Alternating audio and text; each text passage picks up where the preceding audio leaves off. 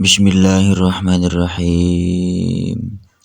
Qala al-mu'allif rahimahullahu ta'ala nafa'ana bihi wa bi ulumihi fid dharaini amin ya Allah ya rabbal alamin. Ila hadrati mu'allif hadzal kitab Ibnu Malik radhiyallahu ta'ala anhu nafa'ana bihi wa bi ulumihi fid dharaini amin ya Allah ya rabbal alamin.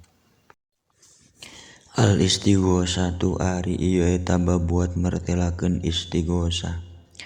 haratosna minta tulung idastugi sasmun munadan khufido billami maftuhan kaya lal murtado idastugi sa di mana-mana dipenta tulung naon ismun hiji isim munadan karena jadi munada khufido mangka dijairkeun itu isim bilamiku lam harap jar mabtuhan bari anu dipatahkeun itu lam kaya lal murtado ari contona eta tetap seperti lafad ya lal murtado jalma anu diridoan wabtah ma'al ma'tufi inkaror taya wa fi siwa dzalika bil kasri niya wabtah jeung kudu matahkeun anjeun kana lam ma'al ma'tufi sarta anu diatapkeun inkarorta lamun nikror anjeun yaan kana iya wa fi siwa dzalika sareng dina salianti wa tia jeung kudu ngadatangkeun saleresna anjeun kana ma'tuf fi siwa dzalika dina salianti inkarorta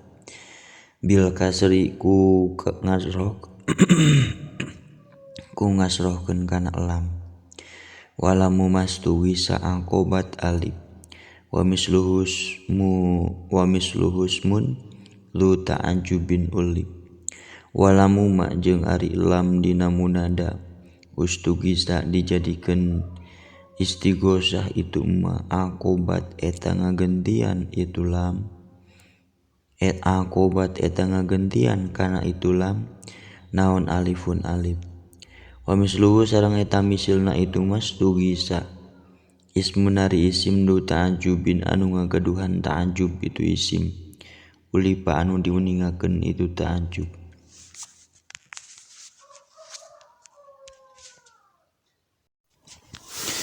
Shadaqallahul azim wallahu a'lam bissawab. Subhanakallahumma wa bihamdika asyhadu an la ilaha illa anta